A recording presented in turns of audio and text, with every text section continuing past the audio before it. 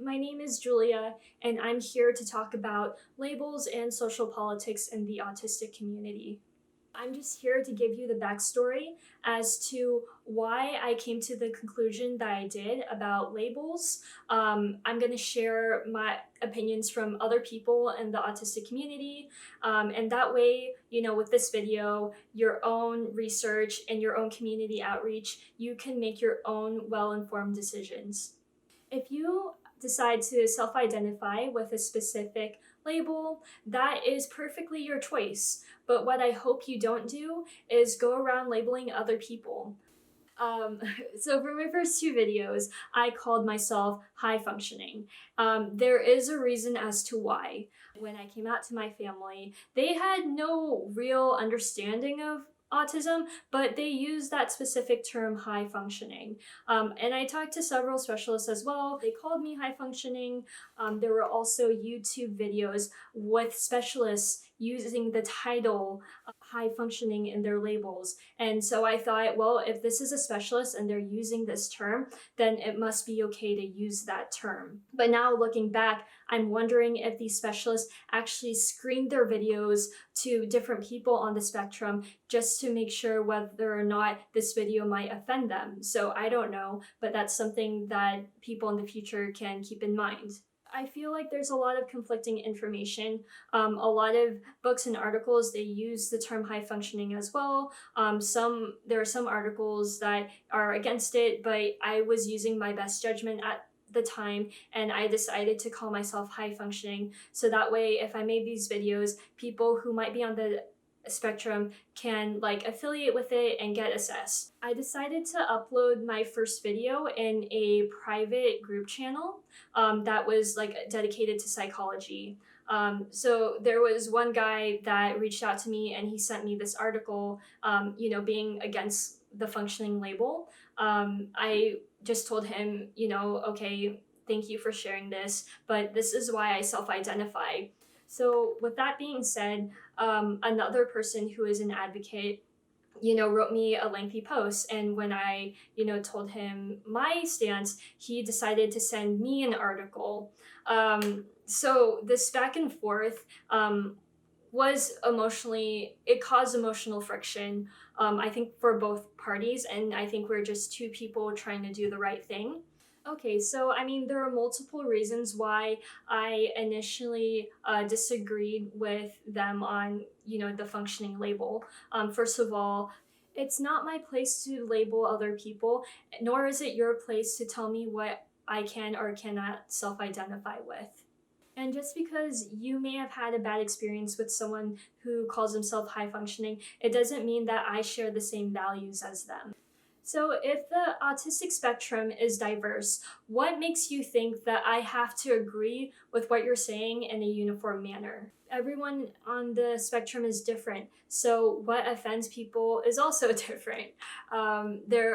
Even though Asperger's is no longer a clinical term on the spectrum, there are some people that still self-identify as Asperger's. Some people aren't offended by those people who identify as that. Some people do because they think that people who call themselves Asperger's are elitist. There are some people who don't like to be called autistic. They don't feel like it's a part of their identity. They would just rather be associated with, I am someone with autism. And it wasn't until I watched something and read some articles that weren't even about autism or about functioning labels that made me understand what they were coming from. So I know this sounds off topic, but I promise you there's a purpose to this. I was watching this movie on Netflix called Always Be My Maybe. It's really good, just watch it. Okay, so Sasha, played by Ali Wong, uses these terms to describe her type of cuisine at restaurants. She uses terms like elevated Asian cuisine, non-denominational modern Vietnamese fusion, trans-denominational Vietnamese food, transgressive Vietnamese food, transforming Vietnamese food, and transcendent Vietnamese food. And it's supposed to be funny, it's supposed to be satirical, and it's supposed to be pretentious. But then it got me thinking, what if we replaced Asian food or Vietnamese cuisine with autism? Wouldn't that sound really silly? Isn't that just a way to embellish autism when it's really just autism? So I was able to message one of the people directly.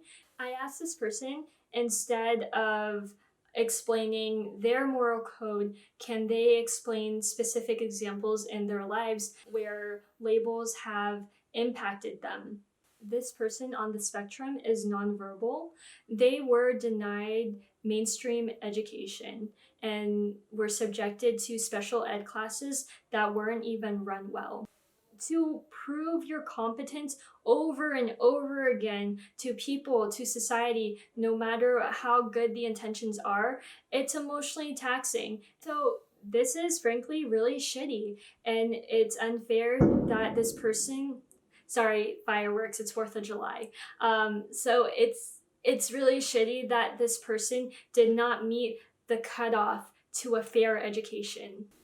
Another argument to my initial stance is that overall, when there is a word like high functioning, psychologically, when something is higher, it implies that it is better. He would observe parents who have kids that label themselves high functioning and brag that their kids would create play groups with other high functioning kids and would leave other kids that are not considered high functioning out. People on the spectrum are already subjected by society as is. So it's crazy that there are factions that would subject other people within the spectrum. Another thing that I agree with this person on is that we both completed the same undergrad program at the same school for psychology. Being a psychology undergrad, there wasn't much teaching of autism during my time. So how are these specialists and psychologists that come up with these terms on the DSM-5 have so much dictation over the autistic community when they themselves aren't actually autistic?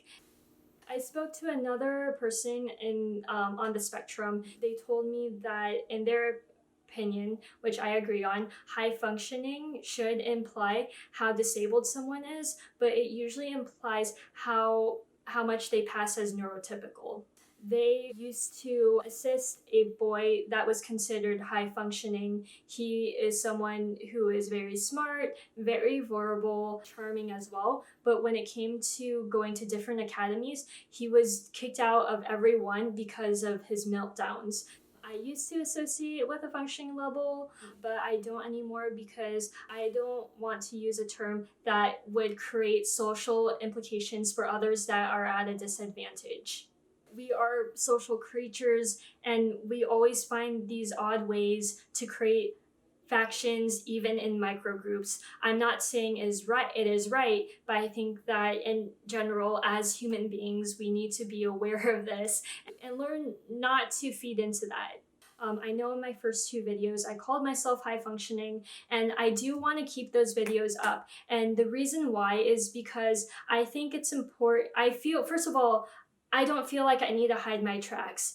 I think it's not good to just jump into seeing only one part of someone's life. I think it's that I'm taking you on this journey with me. I think it's really important for you to see like the backstory of how I changed my decision. People have different walks of life, which is why it takes longer for one person to have the perspective of another. Okay, so here is my advice to advocates. In the future, if you are approaching people who just found out that they're autistic, you might want to be more open-minded about how you approach them. Just realize it might take them 2 weeks to even 2 months. If they have taken your information and they have made their own informed decisions and decide not to agree with you, that is okay. That is for them to decide. You need to walk away and you need to just focus on your life and finding other people that identify the same way as you. And my advice to specialists, especially people diagnosing others, you need to caution patients about the social implications, the taboos, and the consequences that labels will have in the autistic community. I think going into it for the first time, I had no idea of this, even as a psychology undergrad. So it's really important for you to help integrate them. So, my advice for people who are already on the spectrum and want agency, you need to tell your story. Whether it's a form of using Medium, a blog, a vlog, a podcast, talk about your personal experiences. When we all speak up, we can come to a majority consensus and figure out what not is like PC in the autistic community, because at the end of the day it's for us to decide how we live our best lives. We need to make sure that society can also conform to our standards because we deserve that. My name is Julia, I'm autistic, and thanks for watching.